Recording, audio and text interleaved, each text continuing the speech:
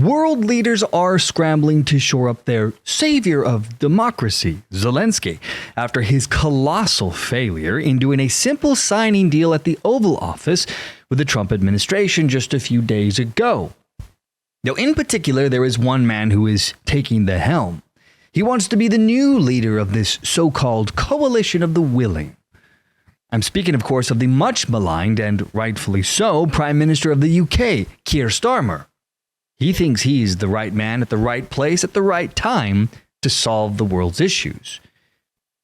Now, I find all of this fascinating because Keir Starmer is also the brutal wannabe dictator who has crushed his own citizens under a jackbooted authoritarian 1984-style censorship scheme. For example, he oversaw the jailing of thousands of his own people for daring to protest and riot, or even post memes online in support of the riot that shook the UK last August after a son of immigrants stabbed a bunch of little girls to death at a Taylor Swift-themed yoga party. His minions were so brazen at the time that they even threatened US citizens with extradition for our use of our own free speech in our country. And what crime were they claiming that Americans were committing? By posting online about his country's shocking Stalinist clampdown of their people. He didn't like that Americans were reposting images and videos of the riots or were supporting the angry British people. This is the Met police chief last year. Take a look at this. We will throw the full force of the law at people. And whether you're in this country committing crimes on the streets or committing crimes from further afield online, we will come after you. Meaning people outside the country. We have seen some high-profile figures whipping up the hatred. You talked about it in there with the officers, in fact, about this being added to by online commentary. I mean, I'm even thinking of the likes of Elon Musk getting involved.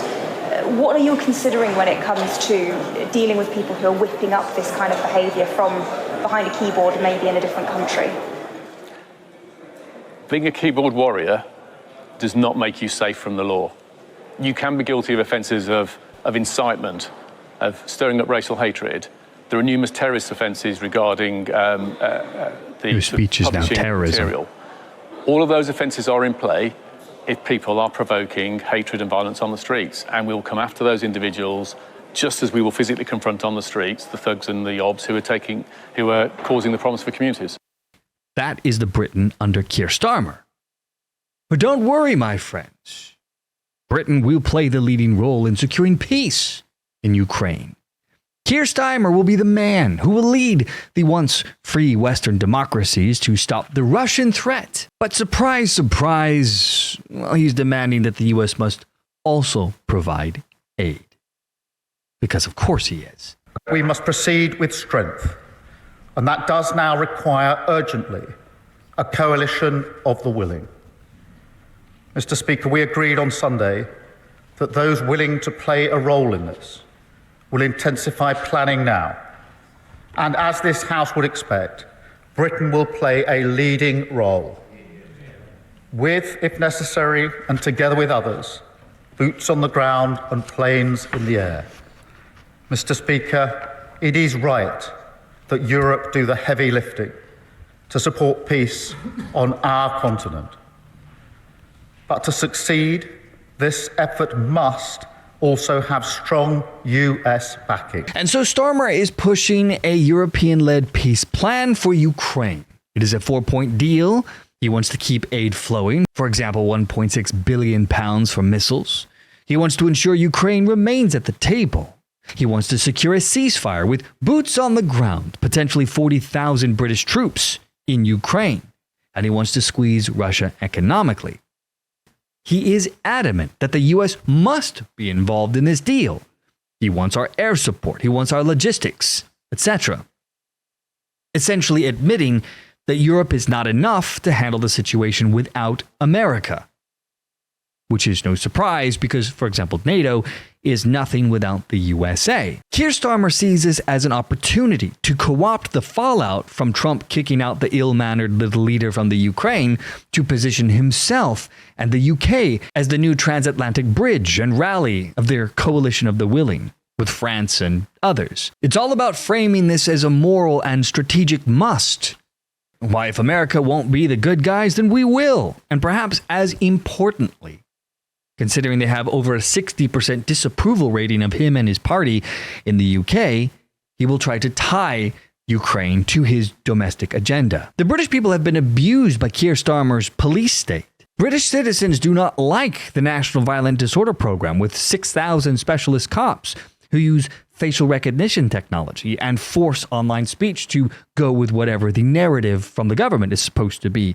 This Online Safety Act that they now have in the UK, which lets Ofcom find platforms for harmful content, meaning they get to censor you. And through it, we have seen horrible cases of injustice.